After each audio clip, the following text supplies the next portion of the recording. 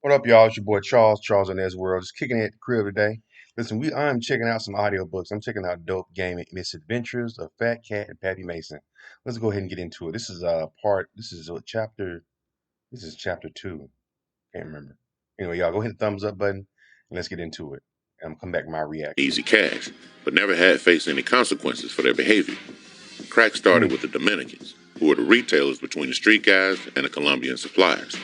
They were very smart marketers, and crack soon replaced powder cocaine as a drug of choice. Eventually, Fat Cat had to give in and start selling crack. He couldn't afford not to sell it. With all his customers coming through requesting it, Cat's crew started supplying it. By 1986, the crack trade in Queens was being called a $100 million a year industry. Following up on his sister's information, Fat Cat became the king of crack. The imprisoned dealer's mother, sister, and brothers were running the business in his absence, while Pappy Mason recruited enforcers amongst the prison population and sent them out to handle the crew's business. The crack dealer, prison officials determined, earned prestige on both sides of the prison walls. Just as gun thugs were attracted to the mafia guys in prison, now Go ahead that thumbs up button, guys. Thumbs up button. Let's go ahead and get back into it. they were all on Fat Cat's nuts. At the end of the day, it was all about money, and Fat Cat and Pappy Mason held the keys to the bank vault. One of the gun thugs Pappy recruited to work for Cat was Brian Glaze Gibbs. He was an A-Team associate before he became an enforcer for the Cat. The A-Team was a ruthless and feared crew from East New York Cypress projects that had no respect for the law and were known to rob drug dealers. Glaze got down with the A-Team at a young age and helped run the Dominicans off of Fountain Avenue. They ran their drug business 24/7 and made 10 grand a day, 20 grand on weekends. I met Pappy during the time of the parole officer murder, and we became cool in prison, Glaze said. I loved and respected Fat Cat. I made sure all the workers had enough work, and I delegated the plans when Fat Cat said someone had to be killed. First time I shot someone, I was It's crazy. These dudes be running these street drug stuff, drug houses like straight corporations. 16 years old, but the first time I killed someone, I was 21 years old. It was just another job for me, and it was part of me, and I accepted my responsibility. Pappy and Cat sent killers out from prison to enforce their will. The promising but perilous state of Fat Cat's organization was mirrored by the powerful new drug. Crack fattened the bottom lines for the drug organization, but also created a new set of problems. From rampant drug addiction to low-level hustlers suddenly being thrust into the position of street bosses. Even Fat Cat, always fearless in the toughest of situations, was worried about the future. One particular concern was the increasing number of women engaging in high-risk activity in his crew, like his sister Viola. Viola did whatever she could to help Fat Cat with the family business. She was gung-ho in accomplishing whatever needed to be done. Her phone served as a switchboard for Cat.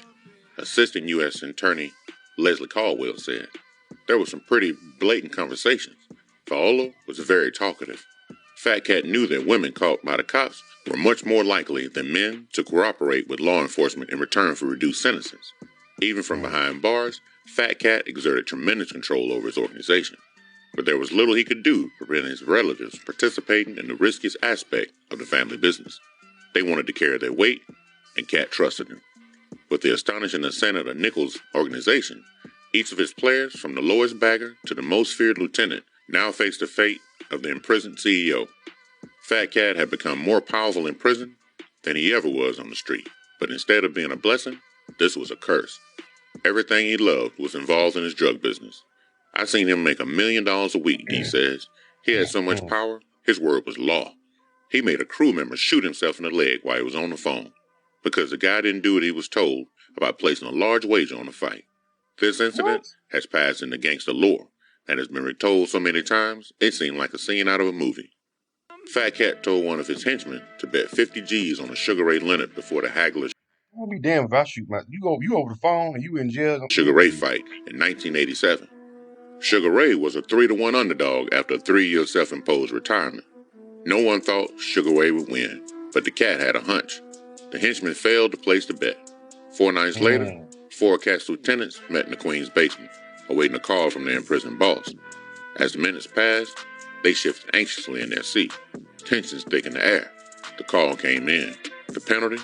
Shoot yourself or be shot. Whoa. Equal parts kind and savage. The lieutenant opted for the former and was handed a Browning semi-automatic 9mm. It was do or die time. With the phone line still open, he cocked the gun, fired a single shot into his thigh. He winced in pain, Jesus. bleeding and yelling expletives, yet proud to have taken his punishment. Gun still in hand, the man grabbed the phone to confirm Cat's satisfaction. Upon approval, he hung up the phone and raced to Mary Immaculate Hospital. The Cat was pleased in his jail cell, but life in the ghetto went on. As hustlers got money and the community descended into chaos, residents Okay, so what? openly... Okay, let me stop. So let me get this straight. So what happened was the guy was told to place $50,000 on Sugar Ray Leonard for the fight. He didn't do so, and Sugar Ray won. So he would have made so much money. Oh yeah, I see why he had him shoot himself. spoke on how crack trafficking became a plague in their once peaceful neighborhood. Mothers, fathers, sisters, brothers, sons, and daughters. No one was immune to the lure of crack. As the epidemic spun out of control, law enforcement tried to win back the streets, but it was a losing cause. Investigators had been trying to build cases against Fat Cat for drug dealing with the P.O. murder. It was difficult to get people to say much about Nichols, and the denizens of the block were absolutely terrified of Pappy Mason. It was well known in the streets that informants and cooperators were routinely killed. Wow. There's not a single soul who's going to testify against that boy, a local resident said. The fear generated by the drug lords was palpable. People were scared before, but crack ratcheted up the violence to new levels. The burgeoning violence was erupting like a volcano, and Pappy Mason was at the center of it. He was a big presence in Queens, BC says. He was a wild nigga. Like the Cat before him, Pappy's incarceration only increased his powers. Between the two street gangsters, they emitted a brazen killing aura of menace and power. Whatever words they uttered were law. No questions asked. No quarter given. The South Jamaica streets were boiling with fury and malice. The crack vial being in the epicenter of all the action and reaction. In 1987, Fat Cat was finally arraigned in State Supreme Court in Queens on second-degree murder charges for arranging the murder of Brian Rooney. Pappy Mason was also indicted. Perry Bellamy pled guilty and was convicted of setting up the murder. He was sentenced to 25 to life, even though he turned rat. Despite the time lapse, the authorities were determined to convict the responsible parties. Lorenzo Nichols was a suspect almost from the beginning, Queens District Attorney John Tantucci said. Not only did the slaying take place in his territory, but he was the most likely candidate because of his sensitivity to the parole violation that Rooney nailed him for. Cat's bail was raised at $2 million. At first, we were afraid Nichols would be able to afford that, too. But I guess, after all the time in jail, his resources were a little depleted, Santucci said. But Cat was playing the waiting game, trying to find loopholes in the law that beat the case. He was fighting two cases, but he was confident he could connive his way out of the legal mess he found himself in. It didn't look good, though, as the district attorney's office appeared to have a tight case. Their motive was revenge, because Brian Rooney had put him back behind bars, the prosecutor told Justice Thomas DeMelios. Pappy, Ruff, and Perry Bellamy were only agents, contract killers, acting at the orders of this defendant. Lorenzo Nichols was behind the murder. The district attorney's office was going full tilt in their effort for a conviction. Fat Cat stood silently behind the bench as his popular guns and drugs lawyer, David Cohen, told the court. The plea is not guilty. This is one of the flimsiest and weakest cases to ever come before Your Honor. If they had concrete and physical evidence, my client would have been indicted 2 years ago. He contended that Fat Cat had no motive to kill the parole officer because the defendant knew the decision to return him to prison was not just up to Rooney. Fat Cat waved to his mother, Louise Coleman, and to several other people in the spectator session as he was escorted from the courtroom after the arraignment. Outside the court, Ms. Coleman said concerning the charges that her son masterminded the parole officer's murder, he didn't do it. I'll put my neck on the chopping block that he didn't do it. The prosecutor didn't talk about Fat Cat's alleged drug empire, but the state was building a case against the Cat for dealing drugs also. Both cases were taking a long time to bring to trial. The state was having a hard time finding witnesses. They kept getting killed. In December 1987, after discovery was granted in the second-degree murder case, Fat Cat silenced his talkative girlfriend, Myrtle Misha Horsham.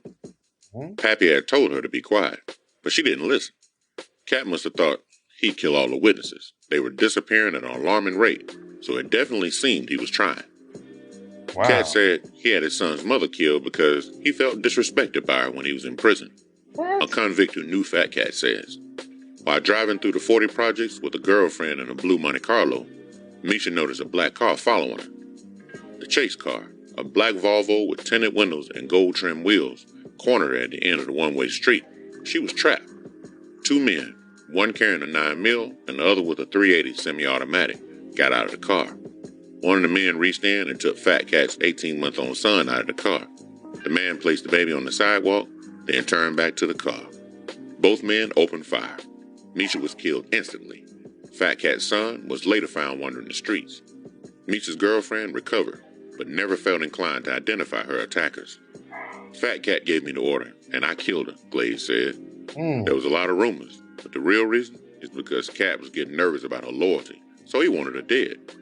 She did a lot of fucked up shit. She would say her house was robbed for the drugs that Cat left at her house, and he didn't believe her. I was in charge of what I like to do, and that was murder. I took the murder game real serious. Fat Cat taught me to always keep my hands clean by placing people in the middle of me, but I chose to do a lot of murders myself. Cat had more Wow. debts to settle from his prison cell. On trial for the Rooney murder, he was trying to kill all who crossed him. These people Two were stick-up freaking kids, psycho. cousins, Isaac. These people were freaking psychopaths, man. Shit, they just happened to be drug dealers. They were psychopaths that just happened to sell drugs. Jesus Christ, hit the thumbs up button. And Henry Bolden was shot for a robbery on one of Cat's stash houses. With the cat away, the Canaries tried to play. But when Cat caught wind of the robbery, he sent the order out to murder the cousins. One was killed, but the other survived. Jesus. It wasn't clean like Cat wanted, but the murder served its purpose. The robbery and other setbacks screamed weaknesses to the street, and Cat had to reassert his power before the other stick-up kids pounced like vultures.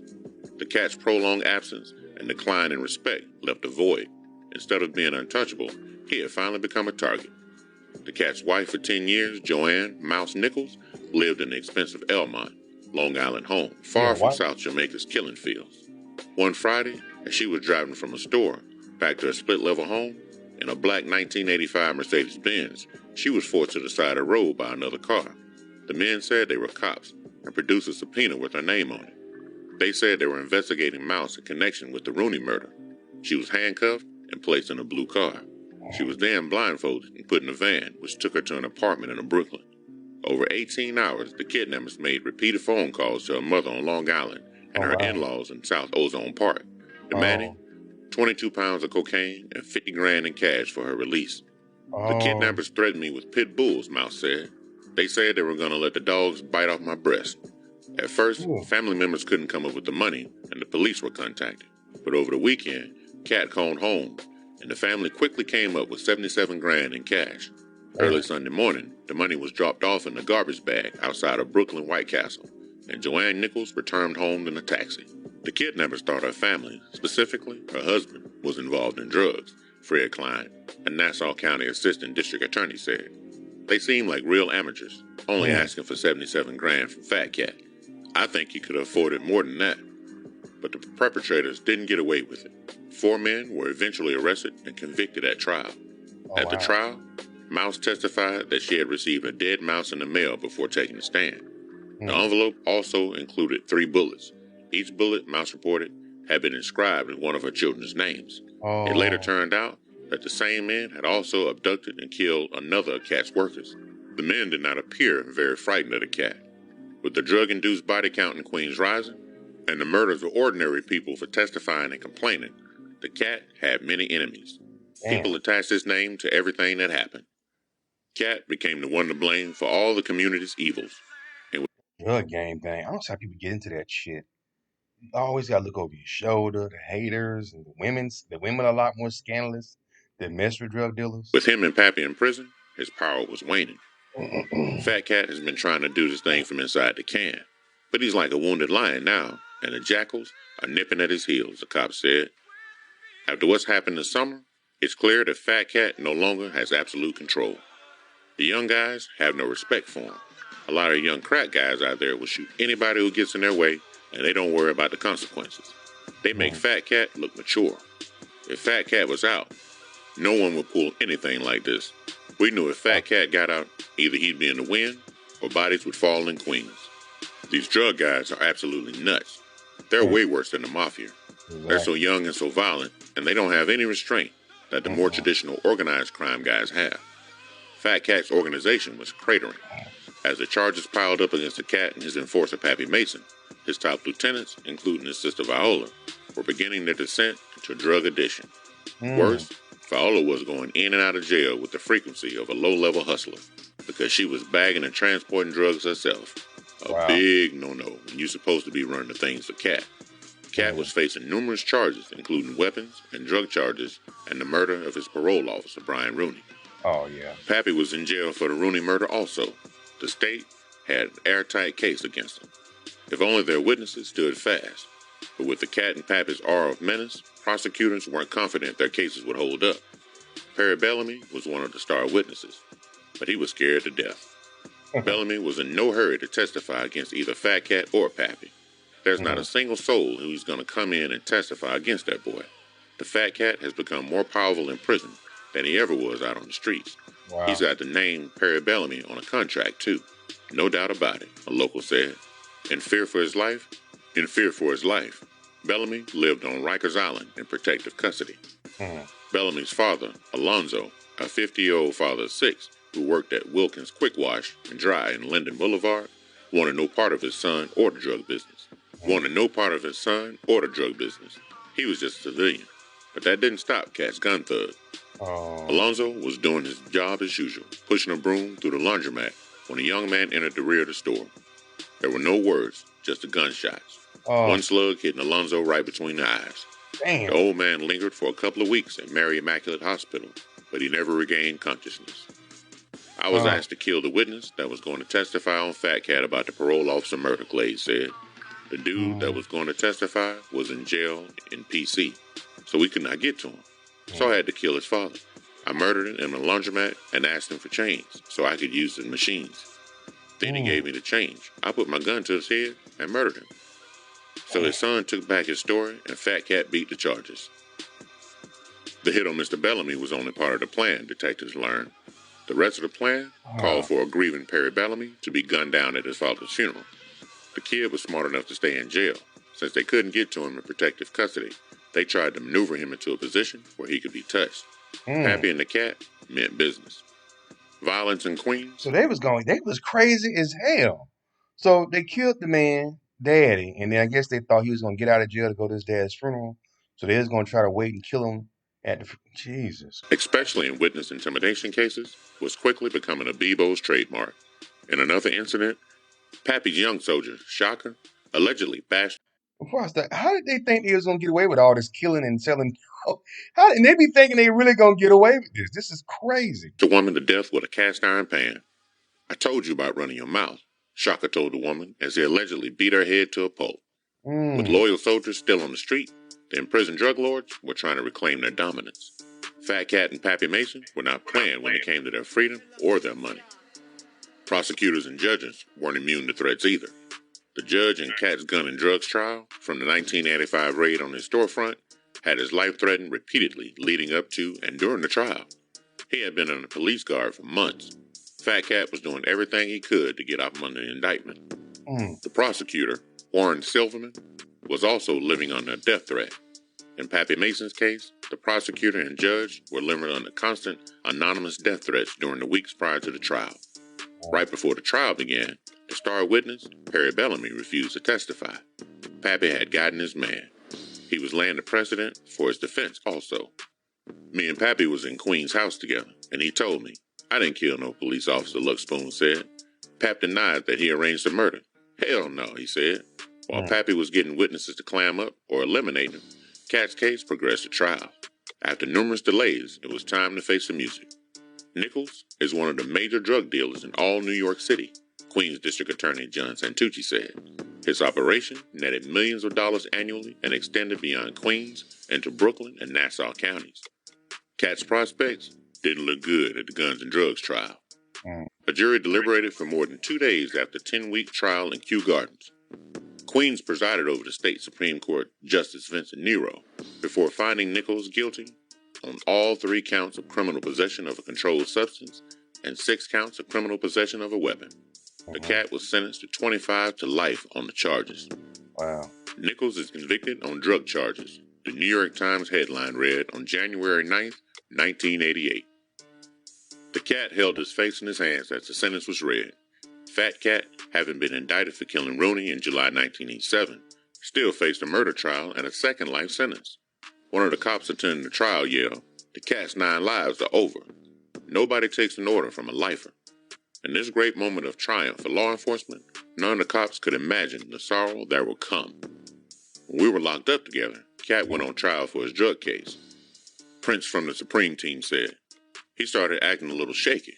His fear of blowing trial and getting back up north was tremendous. He had numerous enemies waiting on him. In January 1988, Cat blew trial. I was in a day room watching TV when he came back from court. He went Mm. straight to his cell. I found it strange that he went straight to his cell. As I'm passing by his cell, I stopped and asked him, was he alright? He Mm. looked up at me, and I saw tears in one eye and tears rolling out the other.